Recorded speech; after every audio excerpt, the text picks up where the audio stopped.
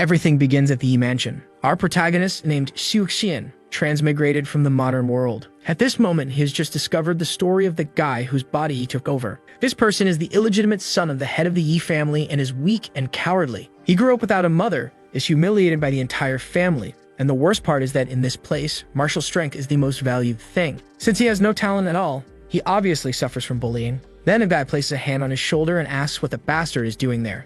Apparently, he should be looking for the mother he doesn't have. 3 more appear, saying that maybe his mother is abandoned on the streets, while another one is sure she's in a brothel. Man, these guys just show up out of nowhere to humiliate him, and our boy Zhao Xiaotian tells them to shut up. One of them is surprised by his aggressiveness because normally the boy is much more cowardly than this, but today he was brave. Xian then says that apparently they have dirty ears, so he repeats himself. Slowly, he tells them once again to shut up. Obviously, the guys lose their patience right away and grab him by the collar, saying he seems eager to receive a little lesson. While being shaken, our boy wants to fight back, but he's way too weak, until someone asks what they're doing. A girl points at them and says that the boy is still the son of the head of the family, so they should stop doing that. Her name was Yi Qinfeng. One of the guys whispers in the other's ear, saying that the madam really likes what this girl cooks, so it's best not to cause too much trouble. They throw our boy to the ground and walk away, saying he got lucky, but the next time they find him, he'll get beaten up. Qinfeng then comes over to help our boy up, asking if he's okay. Seeing the boy's memories, our protagonist remembers that she was the only person who treated him well. As soon as he takes her hand, the female daily life skills system activates. Being a good reincarnator, he's not even surprised since he received a pretty common system. The message says he can recruit female disciples, and the more they improve their daily life skills, the stronger he becomes. At this moment, he can have only 1 disciple. He's a bit surprised since he's never heard of a system like this before. Meanwhile, Yi Qinfeng is wondering where this fool is staring. Looking at her, he realizes that if he needs a female disciple, she's the perfect choice. He then asks if she wants to be his disciple, to which she obviously tells him to stop talking nonsense. However, with a smirk, she says that if it makes him feel better, he can consider her his disciple. She waves goodbye, saying she's going back to the kitchen. She didn't seem very serious about it, but the important thing is that the disciple was recruited with a cooking skill. With that, the first reward is unlocking a natural talent, and the moment she starts cooking eggs, he starts earning points. Back in the kitchen, a woman tells her to hurry up and take these boiled eggs. She runs off and our boy is there, gaining another experience point, then another. She chops the carrots, prepares the lettuce, and cooks food for everyone. The guys say she's an idiot, doing the work of 3 people but getting paid for only 1.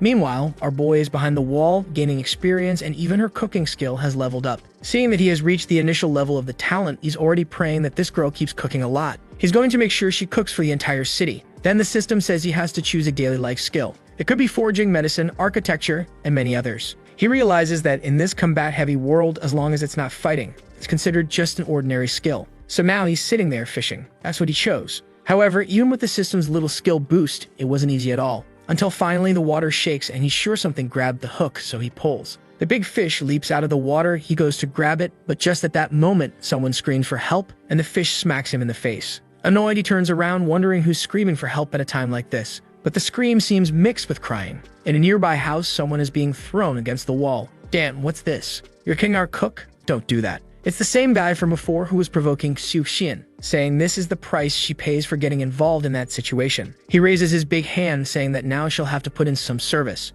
But before he can do anything, he takes a flying kick to the face and gets sent straight through the window. Our boy arrived in style, and now, thanks to all that cooking experience, he's a bit stronger. The guys call him a bastard for attacking their boss so suddenly. Meanwhile, Zhao Xiaotian is more impressed by the fact that eating those eggs really made him stronger. One of them then goes for an elbow strike, saying Zhao Xiaotian made a mistake by turning his back. But these poor guys who weren't that strong to begin with now don't stand a chance against our boy. Just as he dodges the first attack, another guy comes in with a kick, saying not to go easy on him just because he's the chief's son. While another one from the left is coming in with an elbow strike, both of them are mid-air and our boy just takes a step back, making them crash into each other like idiots. One guy's foot lands on the other's face and Zhao Xiaotian delivers a solid kick right to the other's groin. Damn, this guy doesn't hold back. The poor dude is left trembling on the ground. Obviously, they run away, warning that he'll pay for this. Then someone behind him asks if he really is the Zhao Xiaotian she knows. It's Qinfeng, her face red like a tomato, trying to understand how he suddenly became strong enough to fight those guys.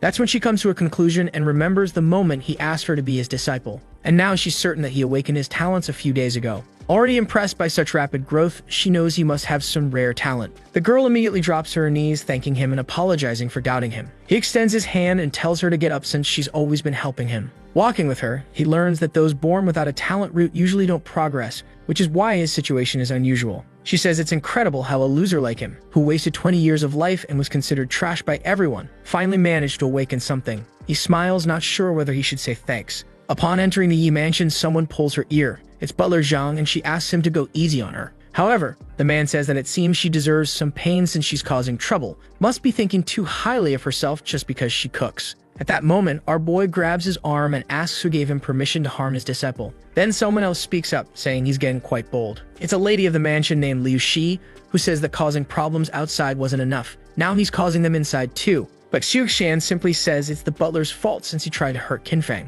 The woman tells him to stop talking back while others demand that he be expelled from the mansion. Then the man named Yiba steps forward and says that a useless person like him is just leeching off the mansion's resources and should have been kicked out long ago. He's Liu Shi's son, and she announces that for the next 3 months, it will go without wages until the master returns. The butler, however, is still furious, saying this punishment is too light for that bastard. Later, behind the windows, Yubei tells his mother they need to get rid of that brat quickly, especially since he's heard rumors that he's getting a little stronger. His mother reminds him that it's impossible to awaken talent in this city, so he must have just learned some half-baked technique, and they'll put an end to it soon. After all, they had gone through all that trouble to make sure he drowned, yet somehow he seemed to have come back to life. The next morning, everyone gathers in front of the mansion, wondering why they're all standing there. One of the men explains that the new girl will be handling all the mansion's cooking. In the kitchen, Qinfeng stands with her arms spread. Man, this girl is practically breathing fire as she prepares to cut the fish. She unleashes a flurry of precise strikes, and the others are startled by the deadly intent behind her movements.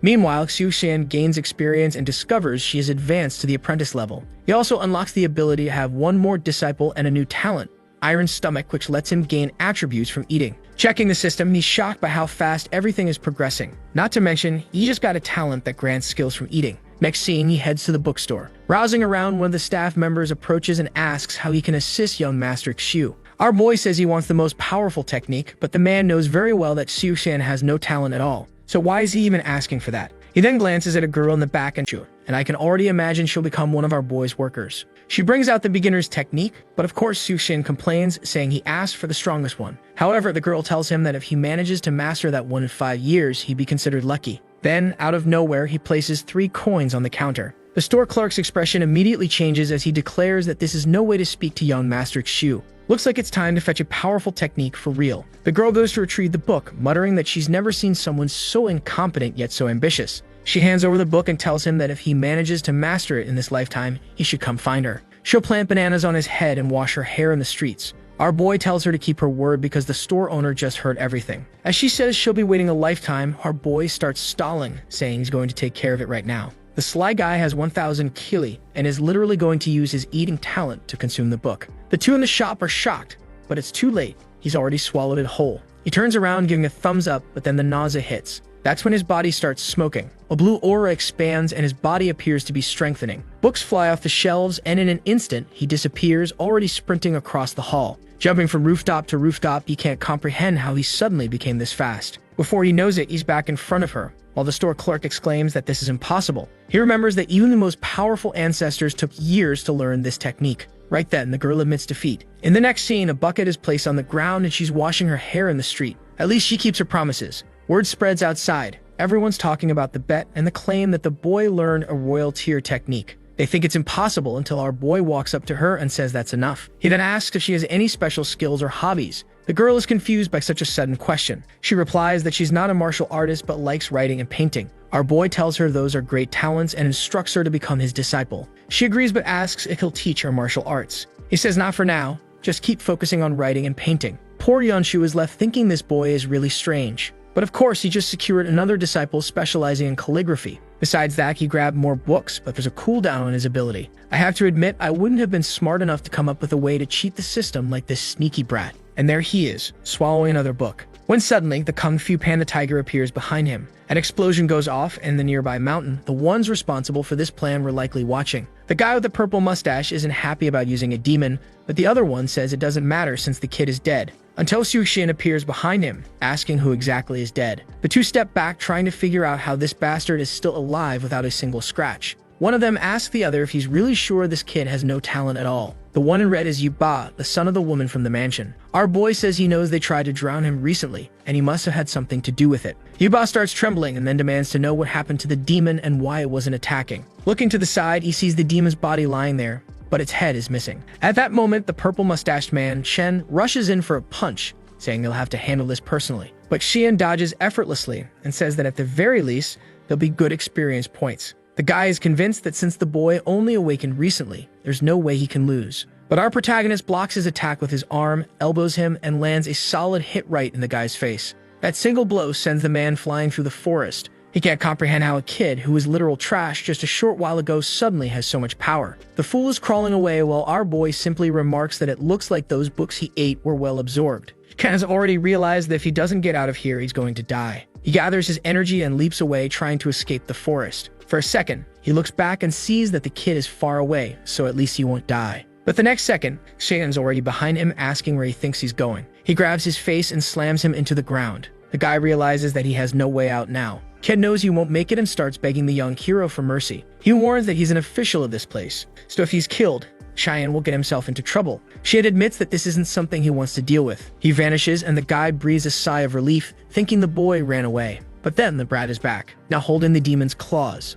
He tells him that being an official doesn't matter when he conspired with that dog Yibo to commit murder. He deserves death. The guy tries to plead for time, but it's already too late. Back at the mansion, Yibo says he had a bad feeling and had to flee. He glances to the side and sees our boy walking by unharmed, who just shoots him a look, his system already at level 4. The fool trembles and his mother scolds him, saying he's a disgrace for stealing the boy's talent and still being behind him. Yiba, however, says she doesn't need to worry because Xiaotian will be reported to the government and executed. Man, either it's been a few hours since it happened or news in this place travels way too fast. Because his mother tells him not to count on that. She heard the body had claw marks, so they'll probably say he was killed by a demon. The real problem is that now they're certain he's awakened, even though it should be impossible. Meanwhile, our boy is sitting on some steps, fishing for a fish in a bowl. He's exploiting the system because even doing something this ridiculous, he still earns experience. He pulls up the little fish and gains another 4 points from it. Some people have started hearing rumors that he's been buying fish at the market and fishing them out of his own bowl.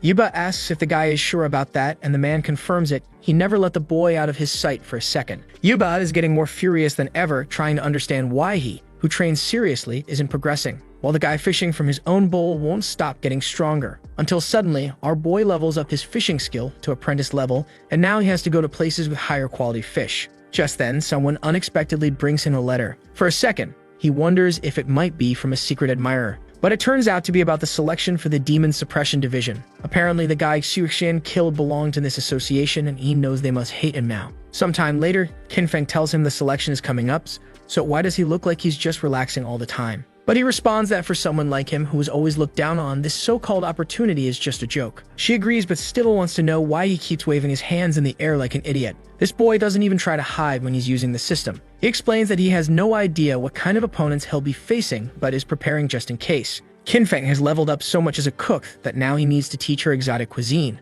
Once he teaches her, the food she makes will start carrying energy and making people stronger. The protagonist finds it strange since he has no idea how he's supposed to teach her that. But no need to worry, the system provides a skill point that he can pass on. And once again, he doesn't even try to hide it. He just places his hand on her forehead like it's nothing. With that, she developed exotic cuisine. And with her tomato red face, she wants to know why he's touching her forehead like that. But suddenly, her eyes change expression and countless spiritual food recipes appear in her mind. She immediately dashes off, shouting that new recipes just popped into her head and she has to try them out right now. At the same time, Yunshu had leveled up her writing and painting. Our boy is realizing that these girls work hard. On top of that, he unlocks a subspace where his disciples can store things for him to retrieve later. Being the chatterbox that he is, he explains everything to them and sends them both back to work. They just thank him and get right back to it. Yunshu, however, finds it odd that he left empty-handed, to which Qinfeng responds that apparently he's storing things in some kind of subspace, though she has no idea what that even means. The scene then shifts to the entrance of the Demon Suppression Division.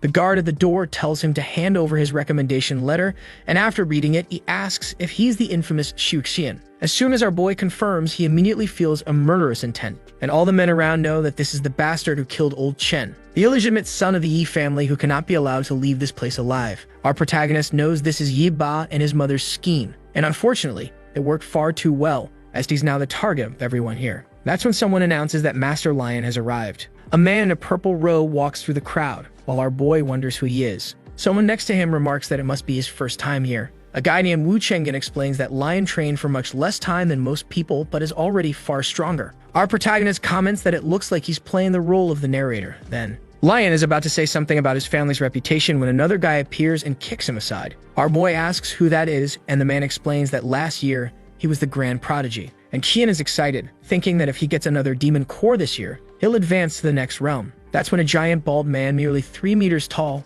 tells him to move aside. He takes a glance back and instantly steps to the side, letting the guy pass without issue. Our protagonist remarks that another person has arrived to humiliate him and asks who this one is. Wu Chengen explains that this guy is from the Northern family and has been the most promising disciple in the past decade. Last year, in the Demon Cave, he was unstoppable. But then the bald guy hears someone announce the arrival of Miss Zhao. A figure surrounded by a dark aura approaches and people start wondering if a demon is about to enter. Man, this looks more like a beast, and Xiaotian can feel the overwhelming pressure. Wu Chengen, who's standing beside him, just wants to go home. The girl is riding none other than a third-realm white tiger. Her name is Zhao Yuhui, and she's the heir of the family. People are running for their lives in a panic. The tiger sniffs at the northern bald guy, who is visibly shaking. And as they pass, the poor man collapses to the ground. Our boy knows this white tiger is 10 times stronger than the one he fought before. He then asks his explainer who this girl is and how she can control a beast like that. Fulfilling his role, the guy explains that the Zhao bloodline has an ability that allows them to control rare beasts in this world. It seemed like their family's talents were declining until this girl was recognized as the genius of the century. The boy has a dumbfounded look as people already acknowledge her as a future grandmaster.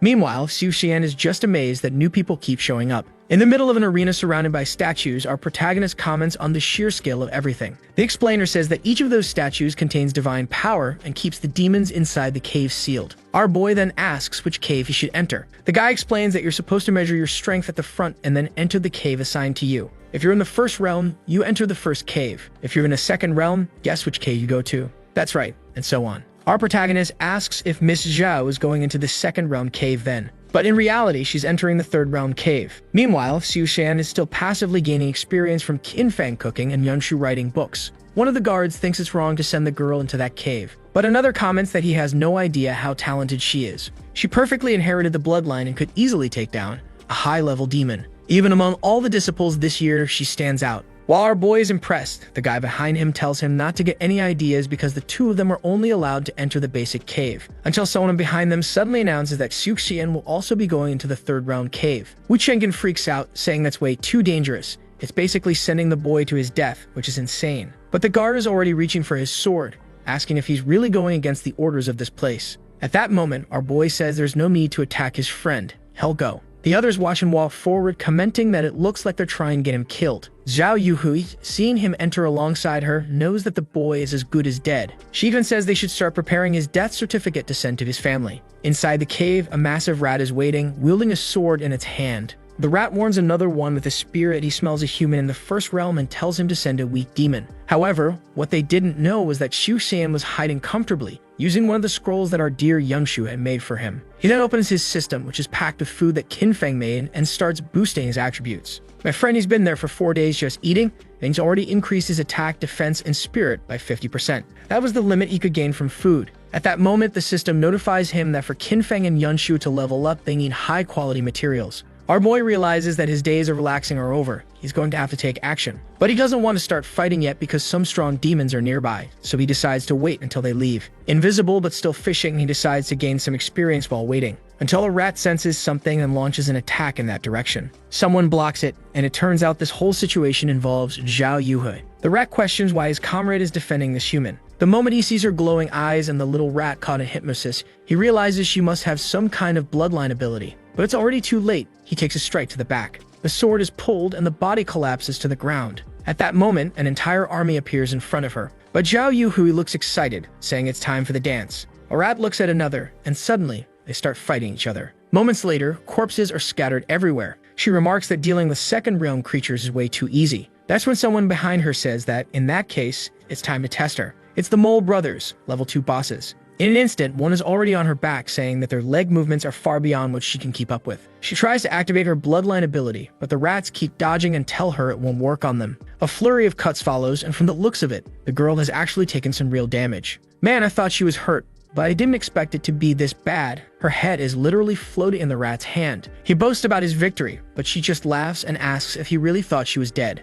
Man, even I was fooled by the girl's genjutsu. This guy ended up killing his own friend. And standing beside him, she says it was naive to think her bloodline ability wouldn't work just because he was blind. Enraged, the guy lunges at her again, swearing to kill this damn woman. A series of cuts slash through her body and the rat celebrates, saying he's faster than her bloodline. But she just smiles and tells him it was pointless. His body covered in cuts is suddenly completely shredded. She then continues walking through the cave and finds herself at a river. On the other side, Lord, the ruler of this place and a third-round beast. The monster comments that she must be the so-called genius girl, but she's not the one he was sent to kill. She's confused by this. He was sent to kill someone. She never imagined that the very association tasked with killing demons would start colluding with them. The Wolf Lord begins summoning a spear, saying that it doesn't matter. Now he's just interested in seeing the power of the so-called genius of the century. Yumi pulls down her bandana, Gojo style, and declares that she's skilled at taking down high-level demons. The guy scoffs and says they'll see about that before, in an instant, skewering a turtle and nearly slicing her neck.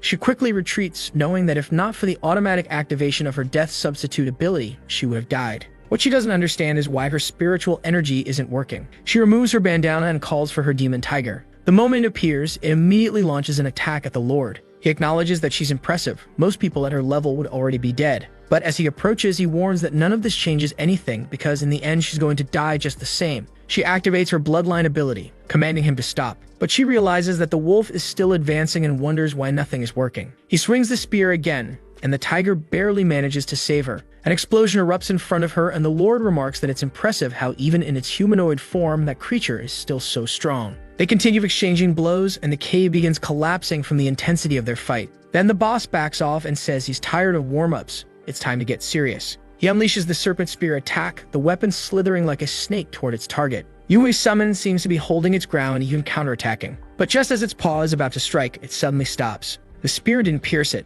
but it wrapped around like a rope. And with that, the Wolf Lord cast a spell, telling it to die. From the amount of debris and the blood-red explosion, I'm pretty sure it didn't make it out alive. Yuvi instantly turns and starts running. As much as it's a disgrace for the century's genius to flee like this, she has no choice. Even the strongest creature she could summon was utterly insignificant in front of this guy. But then someone blocks her path. The wolf asks where she thinks she's running and warns that leaving won't be so easy. Then he attacks her, telling her to prepare for death. The spear is coming straight for her face when suddenly a spark flashes. A strange fish falls right in front of her. The Wolf Lord comments that this creature should be in the western region, so why is it here? He looks to the side and sees that apparently another expert has arrived. It's our boy chilling as usual, telling him not to worry too much, he's just a simple fisherman. Outside, the smoke begins to stir and people can feel that someone is emerging. From within the purple energy, a single step echoes. It's Zhao Yuhui, completely unharmed. Everyone murmurs in shock.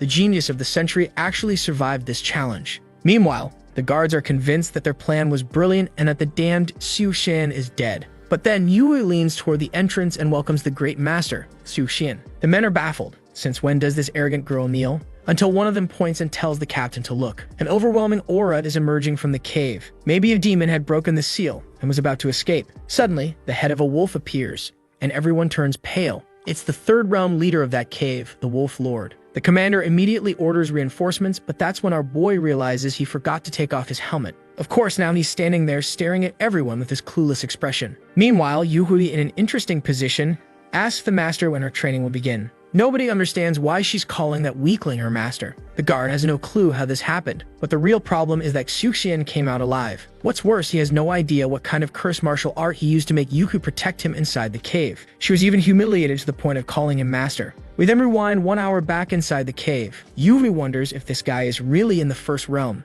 Our boy dodges a spear thrust and nearly slices the little wolf. They keep exchanging countless blows, and the Wolf Lord admits that the boy is truly impressive. He was told the kid was in the first level, but this makes no sense. He prepares his spear, saying he'll have to use his final move. Here it comes, the wobbly spear lunging at our boy. And Yuhui knows that even her tiger couldn't survive this technique. But when the Wolf Lord looks again, all of his attacks had landed on a shell. And right above it, Xiaotian is coming down with his sword. Man, he barely managed to block in time. And now he's completely confused. How is a mere beginner fighting on equal footing? But our boy tells him he's completely wrong. He didn't spend 7 days fishing just to be on equal footing. A blue aura begins radiating from his sword, and the Wolf Lord is terrified. Just the pressure from the sword is crushing him against the ground. The monster can't understand how he's losing this fight to someone who should be weaker. But not only has our protagonist been getting stronger, he's also stacked with buffs. Suddenly, the wobbly spear comes to stab him from behind. But with a swift movement, he blocks it with his sword. Then he delivers a solid punch straight into the Wolf Lord's face, sending him flying. The beast crashes into the wall, and for a moment, the smoke reveals a human figure. He reverts back into a wolf and swears that he won't lose to a mere martial arts beginner. But Xiaotian is already on his back, telling him he's just a beginner fisherman. And with that, the Wolf Lord's head is severed and rolls away. That's when Yui notices it wasn't a head, it was a mask. Our boy points the spear at him and says that it looks like he was right to suspect that he was human. He then demands to know why he was hiding in the cave pretending to be a creature. The guy explains that he stole an exorcism technique and was about to be captured. His only option was to flee into the cave, and he's been pretending to be a monster ever since. Our greedy boy immediately asks what technique that is and demands he hand it over. Before disappearing, the guy says it's useless for him to learn the technique. After all, it took him 5 years just to grasp the basics. His body then vanishes into smoke. Our boy not only obtained the spear, but also got a book that apparently allows him to transform into a creature. On top of that, he leveled up and received the Disciple Summon skill. It lets him summon someone from far away, but has a 1-hour cooldown. Yui tells him that the book is useless for him right now, since it's only effective for someone at the 4th level. If he tries to learn it now, he'll just waste time with no progress. But before even responding, he's already swallowed it whole. He glances at her, making her flustered. He looks at her feet, then at what really matters, and she immediately realizes she's being stared at inappropriately. But that's when our boy activates his new technique, turning into her. She jumps in shock. It looks like he mastered the technique in mere minutes. Our boy walks up to her and says that from the looks of it, he's a little taller. Besides, this very important part is a little smaller. She instantly slaps him, telling him not to touch that. She also points out that his ugly face doesn't look anything like hers. Man, I gotta agree, he looks terrible. He reverts to his normal form and asks if she can control demons. She scoffs, saying of course she can. After all, she has the Zhao family's bloodline. Our boy then asks if she's interested in becoming his disciple. However, she refuses and says that even though he saved her, her family is revered by millions in the south. She won't let him take advantage of that and turns to leave, telling them to get moving. But then Xiaotian asks if she's interested in summoning a phoenix. We then see a moment from before they entered the cave. The explainer tells our boy that the Zhao family expected her to control a phoenix by the time she turned 20. However, for that to happen, she would need to advance 7 or 8 realms in just 2 years, which was completely impossible. Back in the cave, she tells him that even though he mastered a technique in seconds, he shouldn't talk about summoning a phoenix like it's something easy. The summoning requires a perfect bloodline body, reaching the 10th realm and defeating a phoenix in the immortal realm. Xiaotian says he knows an easier way. If she becomes his disciple, he will turn a chicken into a phoenix. She's shocked that he's actually saying this with a straight face. He insists, telling her that in 2 years she won't manage on her own. At least with him, she has a small chance. Yui gets lost in thought. She knows this weird kid reached the 3rd realm in just 7 days. Not to mention he just mastered a technique by eating a book. Maybe it's worth betting on him. Now back outside, she waves goodbye, saying she's excited to begin her training under him. Obviously, she became a new disciple specializing in taming. Back at the Yi family mansion, someone says they're doomed. The boy survived the 3rd realm and is now even friends with Yuhui. The mother tells her son to calm down, saying that even if he reached the 3rd realm, at most he could only kill a guard from the mansion. But the son insists that they can't just sit and wait. That's when the mother reveals that they have a way to obtain poison from an alchemist, perfect for slipping into his food to kill him. Yuba celebrates, saying that a quiet and precise plan is the best of all. Plus, before his death, they need to kill that cook right in front of him so that he dies in agony. Man, this guy is even more evil than I expected.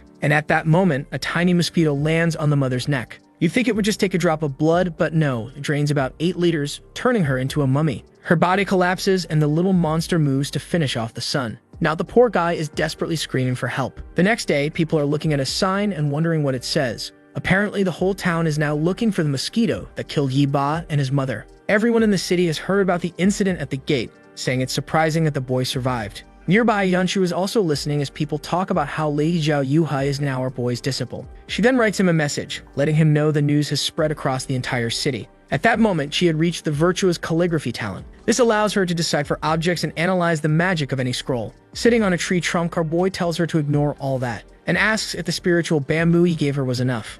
She replies that they are much better, but it seems like Qinfeng hasn't been able to improve much. Our boy then receives his side mission to give Yunshu a body art scroll to decipher, and also to teach Qinfeng some fire-based skills to enhance her cooking. He knows that both of them are too weak to go on an expedition alone, so he'll have to start helping them out. On top of that, his main mission is to investigate Tyre Village, where people have been mysteriously freezing out of nowhere. With that, our boy jumps off his rooster and heads toward his missions. At the entrance of a gate, someone asks what he thinks he's doing there. Our boy, now officially part of the Demon Suppression Division, says he's there to investigate. The man apologizes and leads him inside. The guy then explains that 7 days ago, people started freezing in place as if possessed. He can't detect who's causing this, which means it's someone stronger than him. Our boy reaches out, saying he'll just try healing one of them. But the other man stops him immediately. If you touch the person, you become frozen too. Even indirect contact, like touching a stone or a branch that touched them, also makes you affected. They had already brought numerous cultivators, but no one could find a solution. At this rate, the entire village would be wiped out. The man says he'll let Zhao Xiaotian investigate, and at that moment, our boy activates the Disciple Summon, calling Liu Yanshu. The poor girl in the middle of her work suddenly pops out of nowhere beside him. She angrily tells him that next time he better warn her first. After all, she could have been in the bath. Our boy, looking all awkward, apologizes. Then he explains the situation in the village and asks for an analysis. She says she'll try and activates her scroll abilities. Man being his disciple is really paying off. She hasn't stopped evolving, and now she's loaded with talents. She then uses her deciphering skill. A description of the immobilization technique appears in her book. It's an advanced power that needs to be maintained at all times, and the further the caster is, but weaker it gets. Based on this, the person keeping up the effect must be at the top of that mountain. He says they're going up the mountain then, but Yanshu warns him that it's dangerous. The guy must be at a higher level. It would be better if he spent some time evolving like he always does. But our boy says that while he might have time to wait, the people in the village don't. At the top of the mountain, they bird watches someone sweeping the ground. It's a horned monk, a third-round grandmaster. He notices something, lifts his finger, and the bird suddenly freezes,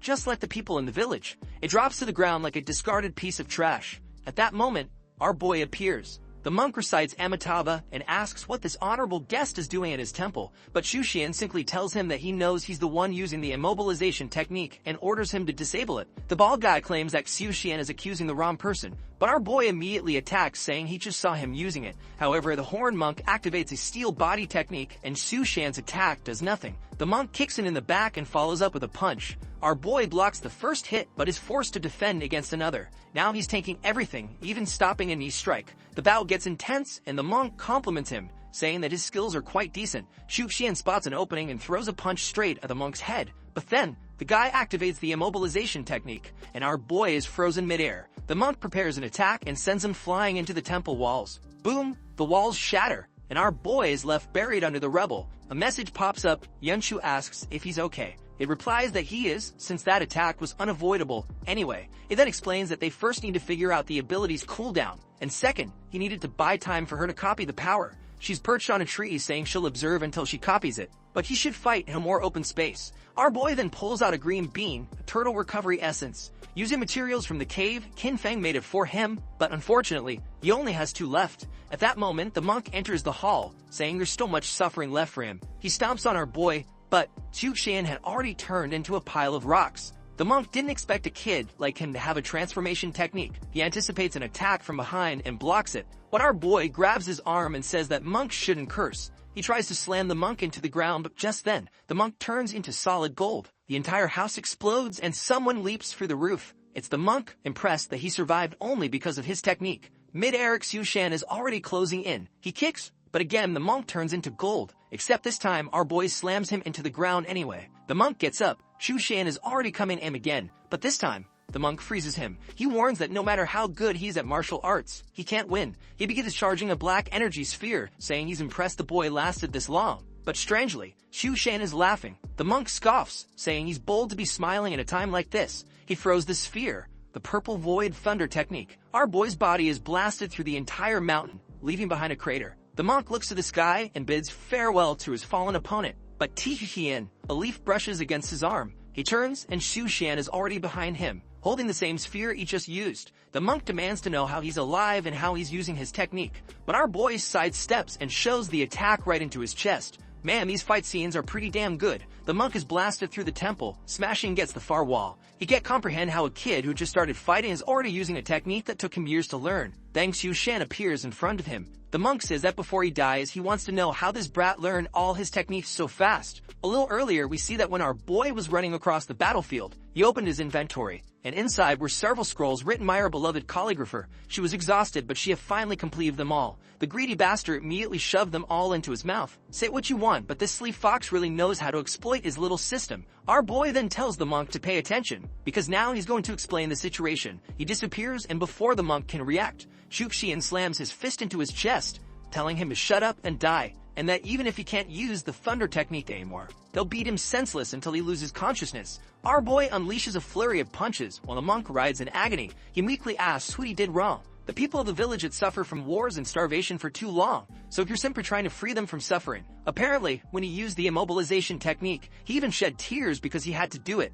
And now he's awakening some crazy demon mode, saying that everything he did was for the greater good. Xiaotian is stunned. This guy can still move. The monk claps his hands together and activates a formation technique. The purple light expands across the entire temple, surrounding them in a barrier. It's the void prison, and our boy looking up can't believe this guy still has another technique. After a flash of light, the monk vanished right in front of him. The problem now was that Yunshu wouldn't be able to analyze anything inside, so he'd have to handle this on his own. From the top of the formation, a golden lightning bolt struck down, hitting the house. At the same time, our boy dodged to the side, activated steel body, and rushed toward the center. Suddenly, the energy ball opened an eye and transformed into a giant sun. Xiaotian realized it was a combination of the immobilization technique and the thunder technique. The poor guy got blasted onto the roof like trash. He rolled off, but at least he was still alive. The problem? The moment he moved again, he got frozen once more. It was like the monk's ability no longer had a cooldown. At that moment, the monk, now a full demon, was already coming in to crack his ribs. The attack landed clean, sending our boy flying again. What Xiaotian was trying to do was activate body hardening in the few seconds he had free.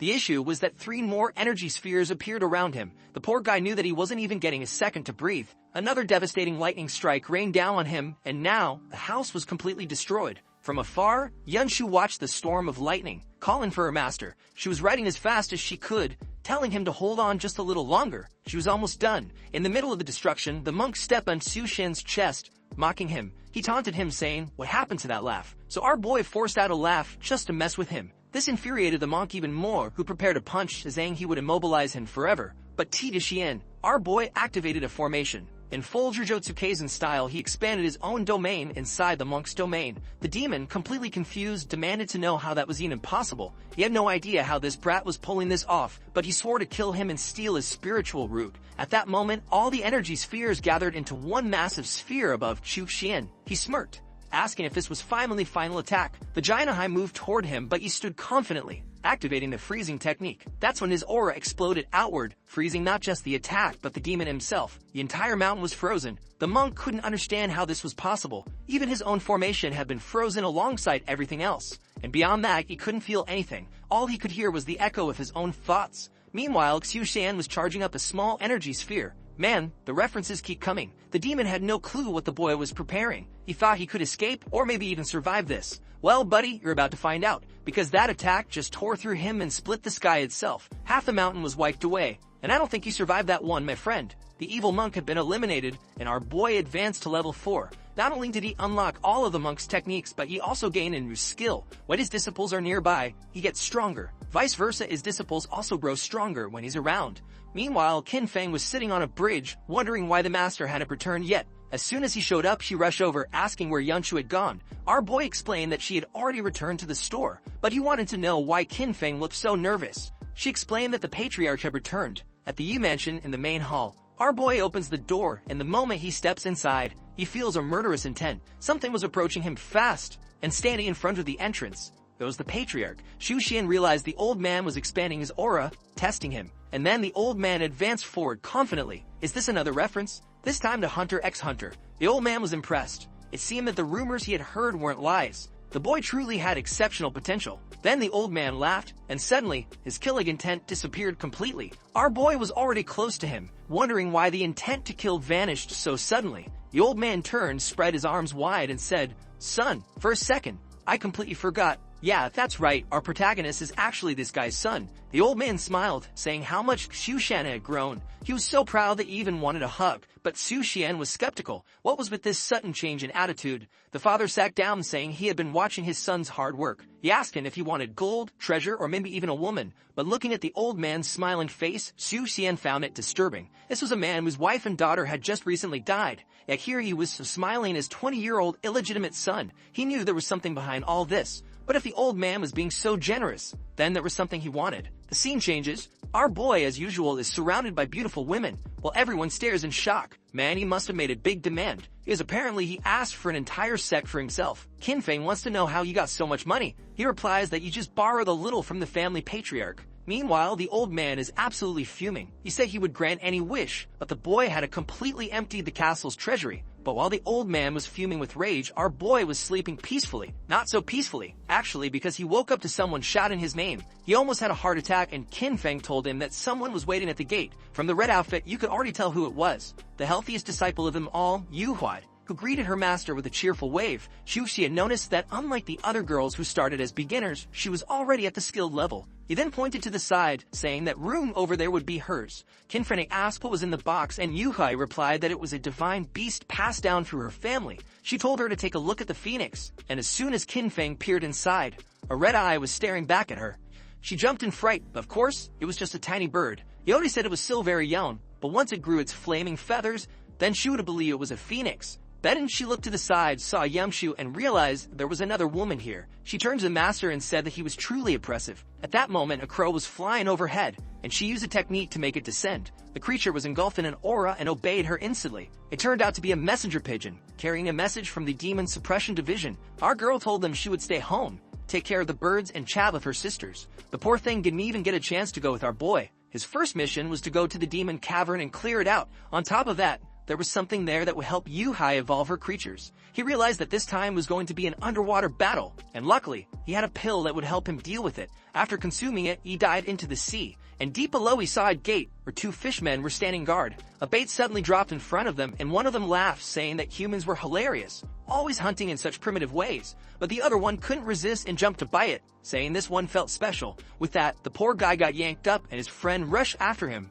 calling him an idiot. When he surfaced, he saw our fisherman boy waiting for him. Our boy threw down another bait, and the second fishman scoffed, saying he wasn't stupid enough to fall for the same trick. But too late, he got caught as well. Since our boy had leveled up his fishing talents so much, it was hard for creatures to resist his bait. As he made his way through the depths of the cavern, someone seemed to be watching him. We then cut to an hour earlier. A man told the protagonist's father that somehow, his son always managed to survive. The father told him not to worry, he would handle it. Not only did this man want to kill our protagonist, but he also wanted to steal his talent. Meanwhile, below the water, our boy was eager to test out everything he had learned from that monk. The problem? He couldn't see a single demon anywhere. He kept swimming until he touched a mountain, and suddenly, it exploded out of nowhere. A massive smoke cloud formed underwater, and it really looked like our boy had been seriously injured. Wait, was that a tiny arm floating there? From the looks of it, got disconnected, and now he was drowning. At that moment, a crab grabbed his leg, laughing and saying that this was way too easy. But it was a trap. The creature immediately sensed something was wrong and ordered everyone to retreat. But it was already too late. Crabs were coming from every direction. From above, our boy used the monk's freezing technique. Taking advantage of their immobilization, he activated orb expansion, and a flash of light swept through the entire ocean. The once crowded cavern was wiped clean, and he kept gaining experience points. Then suddenly, a water bullet shot straight toward him. He barely dodged it in time. Looking down, he saw that the lobster boss had survived the explosion. He commented that this guy's power reminded him of the weapons from his old world, so it would be very useful to learn. He tried freezing the boss again, but the lobster created a shield and immediately rushed to the end of the tunnel. The creature was using a multi-water cannon to keep its distance. Meanwhile, Xiaotian was throwing purple thunder orbs to try and finish him off. The explosions kept collapsing the mountain as our boy chased after him. But once again, he sensed something approaching from the side. He dodged, looked up, and there was the lobster, waiting. He realized that none of his attacks were reaching this thing. Before he could strike, he had to close the distance. He jumped toward it, dodging multiple bullets along the way. Finally, it looked like he was about to reach the lobster, but once again it distanced itself. At this rate, he knew he wouldn't catch up, so he pulled out his spear. He aimed, preparing to throw it Spartan style, and launched it straight at the lobster. The creature sensed something approaching, but it was too late. The spear was already inches from its head. It tried to dodge, but its shoulder got slashed open. Still, the creature scoffed, saying that this wound was nothing and the boy was too slow, until Xiaotian activated the extension ability. The lobster thought the boy was about to launch another attack and said that nothing would work. What he didn't expect was that the attack was coming from behind this time, and the spear pierced straight through his spine. As he was thrown back, he realized that damn staff could extend on its own. Right in front of him, Xiaotian was still standing, holding the thunderbolt in his hands. The lobster's vision flashed. Another explosion erupted and smoke filled the water. Blood flowed through the sea, and our boy had successfully eliminated his enemy. However, at the same time, he had been cut and was bleeding. He didn't understand how, since he had gained experience before being wounded, meaning the beast was already dead. He collapsed onto the ground and someone spoke. They had been waiting for this moment. He turned his head, and you can already imagine who it was. His father, the patriarch of the family, stood there saying that he had been waiting for Thiz. Now he would finally obtain the talent he had always desired. His name was Yikai, and our boy commented that he didn't sense anything. Sir, how did he suffer a fatal attack? The man revealed that he possessed a secret technique called double kill strike. Yeah, sounds like a game skill, my friend, but whatever. Basically, it's a technique that links two people. When one suffers a lethal blow, the other suffers it too. However, he was impressed that the boy didn't die from the monster's attack. His body was truly durable. Xiaotian smirked, saying that now he understood. Just like the monk, the old man was furious. How was this dying brat still laughing? The patriarch prepared a palm technique, saying that once he stole all of Xiaotian's talent, that smile would disappear. His hand surged forward toward our protagonist. Blood splattered, and the old man grinned, saying that he had finally gotten what he wanted. But when he looked at his fingers, they were embedded in the ground. The boy's body had turned into a stone statue. He realized his mistake and turned, but it was already too late. Xiaotian was right behind him with a finger pointed at his forehead. The old man trembled, realizing that the boy not only knew his sealing technique, but also his shape-shifting ability. Xiaotian simply said that they were just two cheap tricks, but they seemed to work pretty well on him. The old man demanded to know how he escaped the curse. He thought to himself that he was still stronger, so as long as he could break free from this technique, he could finish him off. Trying to buy time, he said that if he was going to die, he at least wanted an explanation. But his expression changed. He asked, "What do you think you're doing?" Xiaotian was already charging up his bowling ball-sized energy sphere, telling him that there was no point in trying to stall. The old man claimed that Xiaotian was heartless for killing his own father, but Xiaotian replied that he was a man from another world who had worked himself to death. He had been reincarnated and didn't want to go through that again. The father was vaporized. Not only did our boy absorb the remnants of the old man's power, he also learned the lobster's technique. Next scene, back at the sect, the lobster was laid out on the table. Kinfring asked if all of that was really for her. Xiaotian said yes, but she got to share it with Yuhai, and if they needed more, he had plenty in the system. Jealous, Kinfring pouted, saying that Yuhui just got here, so why did she have to share the good stuff? At that moment, the ever-healthy Yuhui arrived. Our boy asked how the chicken was doing, but she seemed discouraged. He then suggested that maybe feeding it monster meat would help, so they offered some lobster to the little chick, and everyone was curious to see his reaction. The talent that Yuhui unlocked upon becoming his disciple doubled the growth rate of her beasts when they consumed spiritual ingredients. A golden glow erupted. Wait, was this thing really turning into a phoenix already? Ah, not quite. It was now a spiritual pet, but still only at the first realm, so it hadn't fully evolved yet. Strangely, Yuhui smiled, saying that, as she had promised, it was becoming a phoenix. But Kinfeng, irritated, said that it still just looked like a fancy chicken. They started arguing with Yuhai, insisting it was a phoenix, and Kinfeng threatening to take away the chicken's food. Meanwhile, our boy realized something. He was just entering the 5th realm, and his disciples weren't giving him as much experience anymore. Just doing basic daily tasks wasn't enough. That's when the system announced that it had unlocked the mission system. Now he could assign them missions, and whenever they completed them, he would gain experience. He got an idea, and you could already tell it was an evil plan. A golden light filled the area, and all of his disciples learned his summoning technique. He explained that now they could complete missions based on their professions and skills, and they could also call for him in emergencies. Yanshu asked if he wasn't going with them. He said no because he was too busy, and left the women to do all the work. His absolute Giga Chad. What a menace. Next scene. He was climbing a staircase, thanking someone for the information he received in the cavern. If not for the intel, he wouldn't have known about his father's attack. Man, it was Wu Chengen, that guy who explains everything. Wu said that he had kept a close eye on everything that was happening and managed to predict it. Our girl wanted to know why this guy was helping him, and he revealed that he wasn't very talented. His aptitude was weak, and he didn't want to work too hard. That's why he had always looked for someone reliable to depend on. In the moment that the proud daughter of the Xiao family became Xiaotian's disciple, he knew that our boy was a solid investment. At least our boy respected his honesty. Then we cut to a few days ago. Inside a cave, Wu Chengen was completely exhausted, clutching a sword in his hands. He wondered why he had been sent to patrol this mountain if there was such a powerful beast here. In front of them stood a level 3 black bear. Man, the boy got smashed into the wall like a noodle. What was that? The massive bear was being controlled by Yuhui. who called out to her master, saying she had completed the mission. He praised her, saying that with this, the biggest informant for their enemy had been eliminated. She was curious, wanting to know why he had been summoned to the Demon Suppression Division. Apparently, she'd already asked him about it, and now in the present, the explainer said that even he didn't know what was happening. But one thing was certain, he would find out once he spoke with the higher-ups. Our boy looked up and asked if they were joking. How was he supposed to climb that place with this flimsy piece of paper? The guy explained that this was exactly why people were summoned there, because very few could actually pass the trial. Our boy activated a foot technique, took 2 steps on the ground, and was already nearly at the top. Apparently, where you step with energy, the paper reflects and strengthens itself. However, one of the symbols turned gold, and as he approached, it started moving toward him. Suddenly, a spiritual hammer nearly sliced it in half. Man, this was like a mix of medieval traps and cultivation techniques.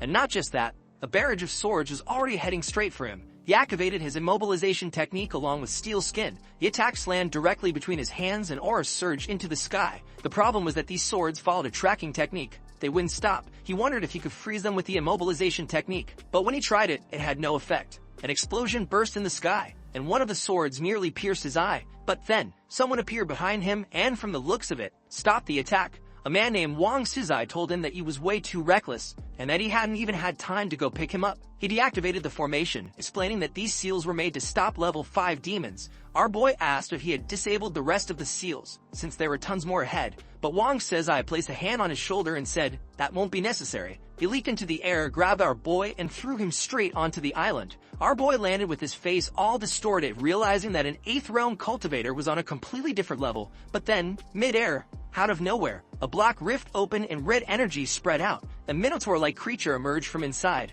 That oppressive aura, it was the same feeling he had when he first saw Yui. When energy touched his body, it felt like stone grimy against his bones. The monster lunged to grab him, but Wang Sizai pulled him away and took him upward. At the top, Wang Sizai commented that it was strange for a portal like that to be so close to this place. But our boy snapped at him, telling him to stop thinking out loud and handle the monster. The beast prepared an attack, and even though our boy knew he stood no chance, he refused to just stand still. He rated his technique, saying that right now, he was just a grasshopper trying to stop a cart. That's probably a Chinese proverb, but Wang Sizai simply grabbed the Minotaur's power and crushed it in his palm. Our boy was shocked. He did it without using a technique. And the guy explained that using a 3rd level technique in this place was like an ant trying to move a tree. Take another proverb for yourself. At that moment, the Minotaur's massive attack was heading straight for them, on the verge of detonating. But Wang Sizai extended his hand, created a magic circle, and expanded a barrier. Even so, the attack struck in full force and began expanding. But this man had swag, I swear. He casually spun his wrist, sending the attack flying away.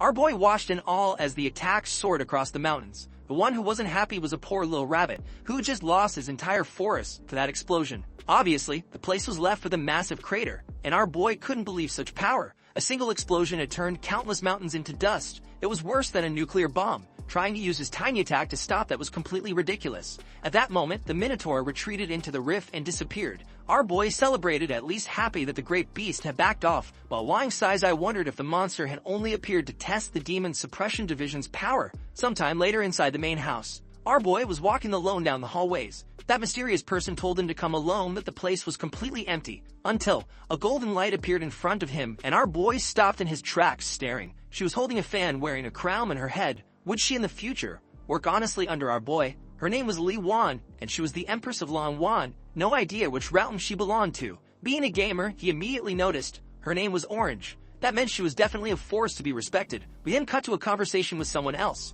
where he asked about this whole dragon tongue thing. Yamtron explained that the most powerful people possessed a bloodline that granted them the language of dragons. Our boy asked if it was really that strong, and she explained that this bloodline alone had changed the outcome of countless wars. When someone with this power speaks, all creatures before the meal. At that moment, Lei Wan asked why he, after meeting her, had not yet knelt. No, our boy felt the pressure. He dropped to his knees instantly, almost smashing his face against the ground. This was unlike anything he had ever experienced, far beyond even that demon from another dimension. Lai Wan then commented that it was impressive how he had awakened his talents despite being so old. He had walked his entire life in emptiness, only to make his breakthrough in the last year.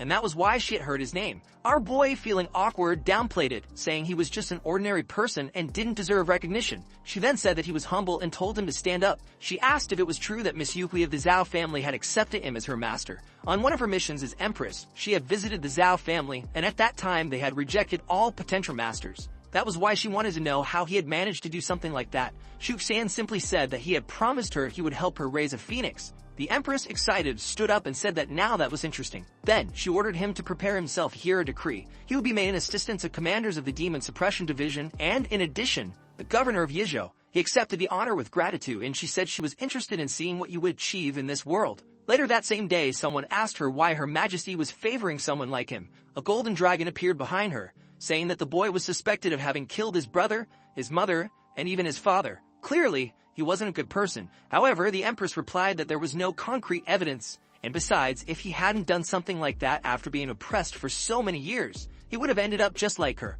It seemed that her older brother had stolen a part of her talent, and that was why now when demons attacked, she had to be cautious when taking action, because once the creatures discovered that she no longer had the strength she once did, they would surely invade this place. In front of a kilometer-long wall, our boy found the location much more peaceful than expected. This place looked like a city with a ridiculously high GDP. His friend beside him asked, "What the hell is GDP?" Traveling with Master Xu is truly a daily lesson. Our boy told him not to call him Master, and to just refer to him as always. The friend said he understood, but then asked for the disciples he had sent out were. Our girl explained that each of them was currently focused on their cultivation. A Tinfang was standing in front of the demon boar cave. Extending her hand, she knew that this was a sealed cavern, but with her master's decree, she was allowed to enter. With that, the seal in front of her dissolved, and the door began to open. Man, that boar was right in her face already. The beast lunged in for a bite, but the girl was a knife expert and slashed across its mouth. Seeing several more in front of her, she commented that they had been running low on pork recently, which made this the perfect chance to restock.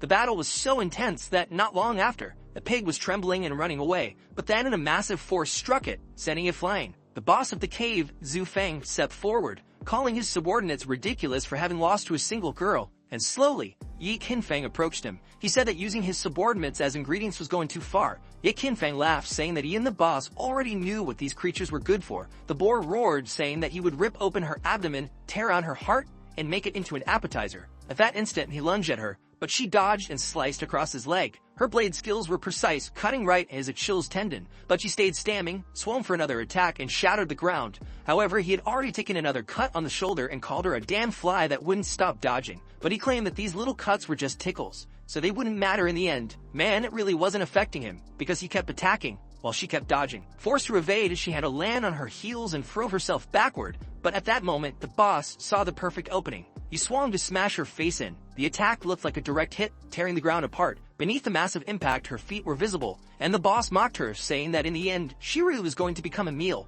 But then, his expression changed when he saw the weapon rising. His mace was ripped from his hand, and the boar wondered how she still had enough strength to do that. Qinfeng rose, threw his weapon aside, and charged at him. He commented that she had switched to an even smaller knife, and with his other club, he would end this for good. He went for another attack, and she appeared to dodge. The boss told her to stop tickling him and prepared another strike, but when his club swung down, his arm turned into sashimi. A sea of blood flooded the ground, and the boss demanded to know why she could suddenly cut through his flesh. That was when he noticed. She was holding two blades. She then explained that being born poor, she never received much education. She worked with her father in the butcher's shop from morning to night. The boar was confused by her words. She said that even though Yanshu wrote techniques for her, they were hard to understand. She wasn't like her master, who could devour books. The boar was still completely lost about what she was talking about. Then she summarized. After years and years working in that butcher's shop, she had become a master at cutting pigs. The monster, still confused, ripped off his shoulder guard and smashed it into the ground, telling her to quit talking nonsense.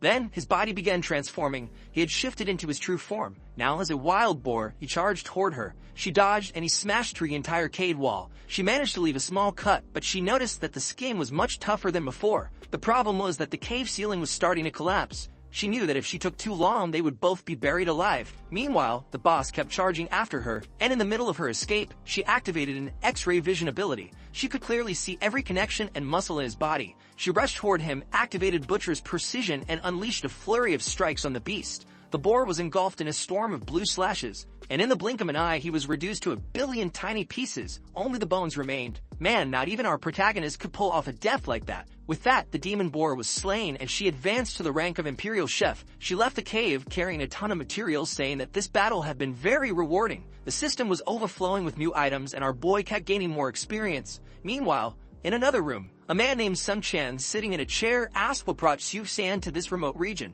Our boy said he was there on behalf of the emperor to check on the region's progress and reclaim lost lands. However, Sun Chan replied that with the local forces, it was impossible to recover any territory in this area. The city of Yusha was close to a dense forest and a vast sea, a place filled with countless demons where anyone said there would disappear. Our boy asked if he was sure about that, and the guy explained that the only way to confirm it was if someone actually managed to cross the forest. But first, they would have to defeat the demon boar, which was the guardian of part of the mountain, something that was simply not worth the risk. But if the boy was so eager, he could try it himself. At that moment, Xu Xian smiled and said that he had something to say about that. Sun Shen heard footsteps behind him, and when he turned around, it was Qin Feng carrying everything that was left of the demon boar. Seeing the massive tusk in her hand, he asked where the hell that came from, and Qin Feng casually explained that the demon boar had already been killed. Somehow she was going to prepare dinner. The guy stared at her, wondering if the girl who had slain the demon boar was really about to cook the meal too. She then reached into her pocket, pulled out a piece of paper and said, "Here are the details